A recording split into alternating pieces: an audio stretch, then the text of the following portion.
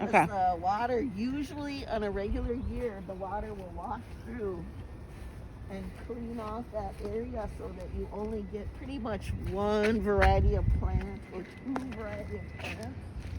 Um,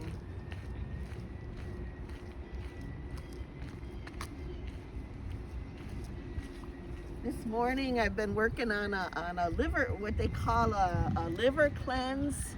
Um, this is a good one for people who are detoxing off of drugs or alcohol. Um, You take a cup in the morning and a cup at night. It's pretty mild, so you don't have to worry too much about like harming yourself, because these plants, we want to be thankful for them. Every single plant has a gift of food, utility, medicine, and anyone that's green has that gift of breath. And they're just as alive as we are.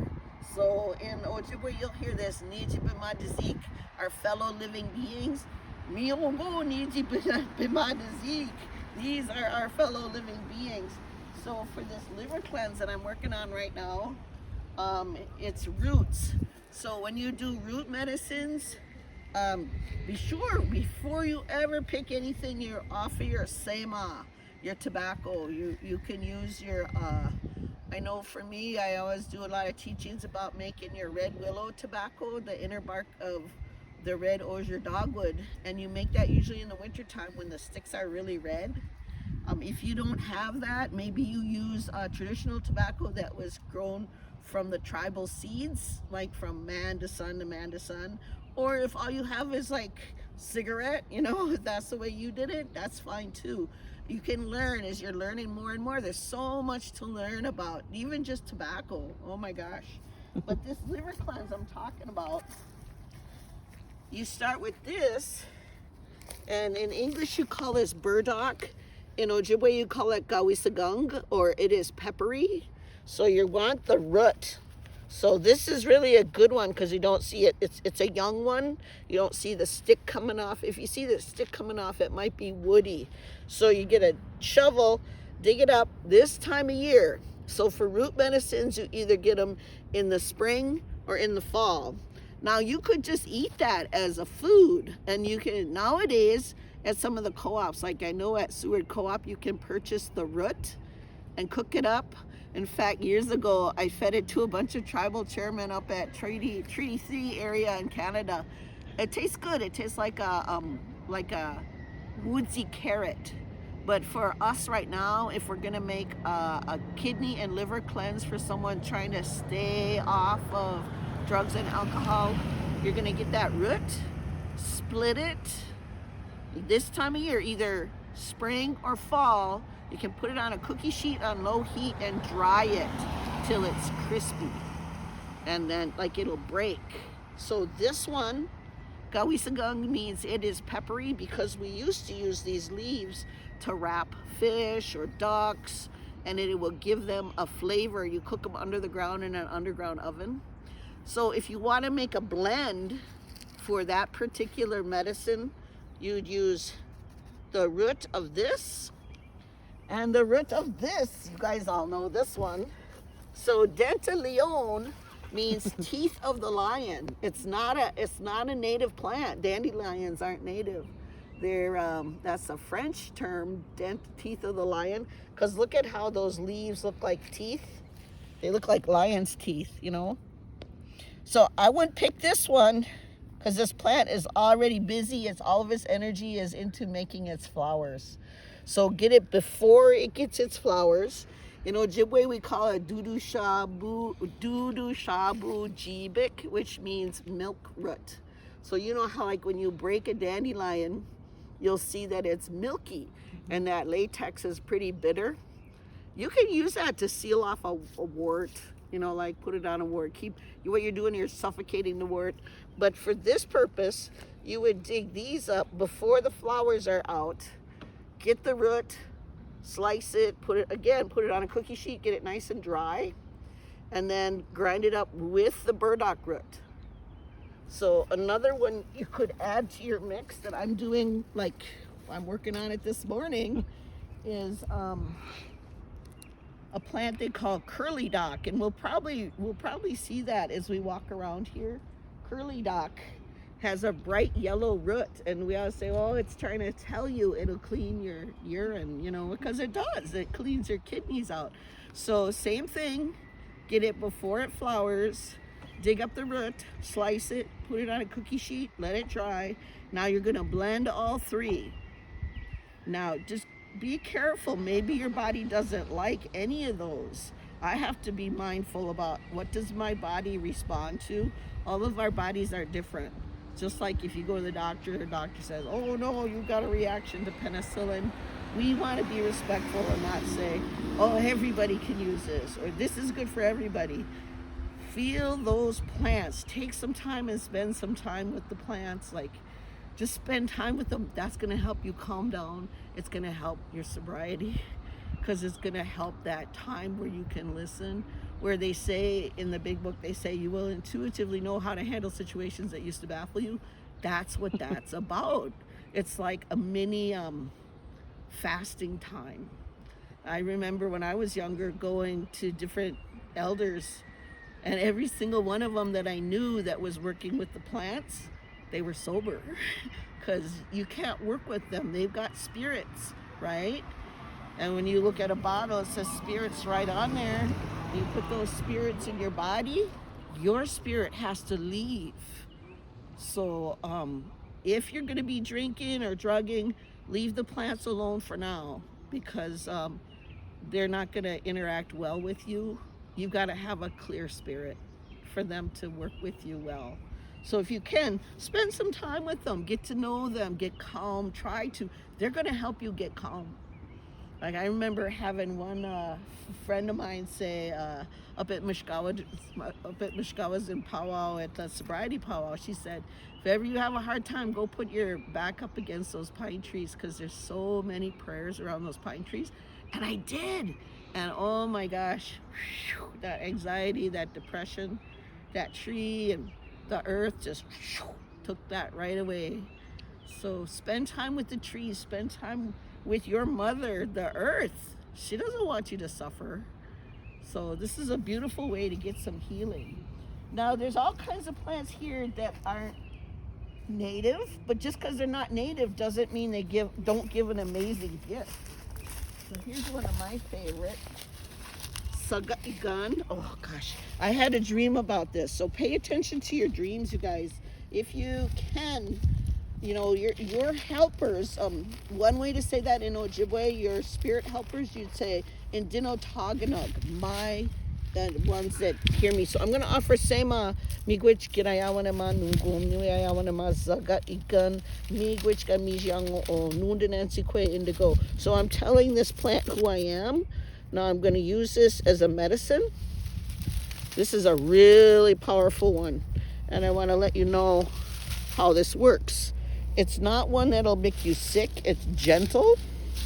This one, in English, we call cleavers or bedstraw. They're the same genus. So, see how it sticks? That's why they call it saga, like it sticks in Ojibwe, because it really does. It sticks. You can use it fresh, or you can use it dried. So this is one I had a dream about. Pay attention to your dreams. So one day, this friend of mine called me in the morning, woke me up on the phone, and she goes, "Hey, Hope, you've been dreaming about plants." I go, "I haven't had a dream about a plant in so long, except for last night." I dreamt I was in this lodge, and they told me I had to go pick this plant. So cleavers or bedstraw is the name of this plant. Now here's how this plant works. You know how you've got places in your body they call lymph glands, and those lymph glands clean out toxins. That's what this one does. So it'll try to pull out toxins that you got, like in your armpits, like in your glands, even your thyroid. Helps your thyroid. This is a really good one. But now check this out. I'm just learning about this. There's a whole thing called phytoremediation, which means plants try to help clean Mother Earth just like they help clean us. And they do the same thing to her. They clean her just like they clean us. So what that means, sometimes they break down the toxins, sometimes they vaporize them, sometimes they store them in their own bodies to help Mother Earth, to help us. So be careful where you pick, because if you pick something like this and that plant is working really hard to help Mother Earth, like to absorb toxins or to break down toxins, there might be a lot of toxins in there. So that's one reason you might have had a grandma or grandpa a long time ago say, if you go picking way away, go picking out in the woods, go picking out, in a way away from all the cars and people and all that kind of stuff. And plus, the other thing is, plants that are wild, they get to choose where they want to grow, and they grow next to their buddies. And now science even knows that they're talking underground through their root systems, the mycorrhizal connections, like the funguses help them talk to each other. So they'll talk to each other and support each other. So you can see this plant is growing around several different kinds of plants. It's growing around stinging nettles, which is a good one, full of vitamins. It's growing near tall goldenrod. And now it's growing near this little bitty one right here. This little one is called spotted touch-me-not or jewel weed. And that's one that they use for, like if you get stings, if you've got poison ivy, to take down histamine reaction. So this one is a really good one for those of you who are trying to clean your system after maybe you've been abusing your system for a while. But here's the thing, if you've been like going through some stuff, you can't ask the plant to do all the work.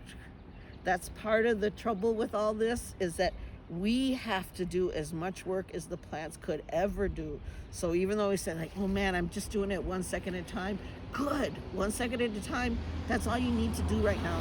Just one step forward, one step forward. I'm really thankful. Years ago, I got to listen to a fellow named Eugene Begay up from, he was up near LCO, and he was Ojibwe and Dene. And he had been visiting on Founders Day back when Dr. Bob and Bill W. were around. And I think it was, one of them had passed away, and Eugene was standing there, only native guy, all the rest are non-native people, and he's standing there. He said he had to put on a suit and coat. He didn't even have one, but he wanted to be there because there's a bunch of non-native folks, and he didn't want to look all rugged, So he's there, and they stopped in the middle of the ceremony. And whichever one it was, I think it might have been Dr. Bob, I'm not sure which one lived the longer, said, you, and he pointed right at Eugene Begay, and he said, we learned these ways from your people. This is the native way of doing things. The talking circle with the feather is just like when you go to a sobriety meeting and nobody's king and nobody's queen and nobody's telling anybody else how to behave other than the sponsors, That was a whole new way for those non-native folks to see we're all in this together, and everybody everybody has a voice, and everybody has their own teachings. So if ever you feel like, oh, I can't go to meetings because it's not a native way, give it a try, because it really is. But that's up to you. Maybe your spirits, your helpers are going to say, no, you got to do it this way. Me, I go to meetings. It helps me. So this is one. This one's a good one. If you want to use one that's full of vitamins to fortify your system, stinging nettles right here, you're going like, oh my gosh, why is she touching that? She's going to get all bumpy and itchy. And I'm like, yeah, I'm used to it nowadays because I've been around it so much that it doesn't bother me so much. But another one for cleansing, here you go, wild grape. Now, some of you, like I remember when I was little, we would go pick these. Me and my sister and my mom, we would go pick wild grapes. And if you go to some of the Middle Eastern stores, you'll see they have wild grape leaves that are wrapped around rice. These are edible, and they're kind of tart, they taste good. And then the roots are a gentle cleanser too. So you could use the roots.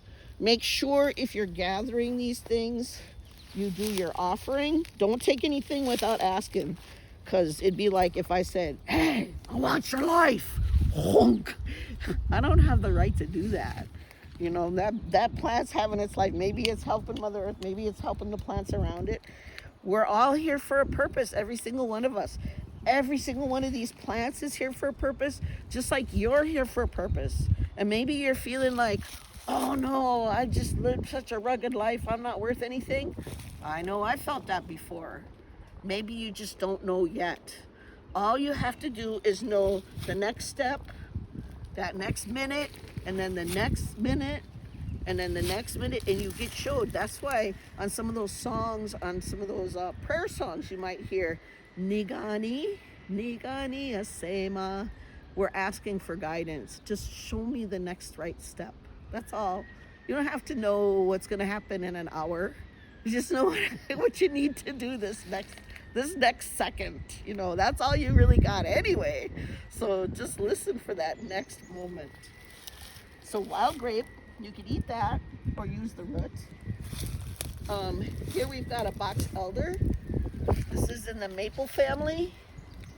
We used to tap all the different kinds of maples, not just the sugar maples. The sugar maples we would tap because they have the highest quantity of sugar in them, but especially like our relatives that were Dakota or from some of the southern areas, they might tap silver maples or box elders, get that sap, boil it down, get that sugar. And that was because it's higher in iron, and then it doesn't have all the chemicals boiled out of it, so it has nutrition in it still. Like the first sap, we consider that medicine. That first sap of the tree, just a little bit sweet, but it's that power of that tree, the lifeblood of the tree. You get in when you drink that. So here's an example of a plant that's non-native. This one right here, this one's called garlic mustard, and that's a non-native plant, so it doesn't have an Ojibwe name to it. But people would pick this, so I had an intern of mine that came down to the river here and would pick this, and then she'd bring it to a fancy restaurant, to the Alma restaurant, and sell it to them. So that's something, if you're just getting clean and you're looking for something to do, that's not a bad thing. Right now, Sean Sherman he works with the food lab and is doing different kinds of native foods. He now has put out a list of things you can go gather and bring to him, and then he'll pay you for them if you'd like to go out in the woods. Yeah. And then you could earn a little, well, you could say Junia or Mazaska on the side, and it's a time to be out in the woods, healing a little bit. These plants aren't going to judge you. They're not going to say, oh, look what you did. You haven't even done your fourth step yet. Like, wait a minute, I'm working on it. You know, they love you unconditionally. So if you ever hear that word, joanim, so that means to love somebody unconditionally, just unconditionally, just like how the Creator loves us. So some different ways you might hear how to say Creator. You might hear Manidu Naganizid, the leading spirit. Geje Manidu, the loving spirit. Gichi Manidu, the great spirit. Maybe you're not Ojibwe, maybe you hear Wakantanka, maybe you hear like the great mystery, but there's no judgment in that. There's nobody saying, oh, you're not good enough, ever. You're here for a reason. So it's just a matter of no matter where you went, your challenge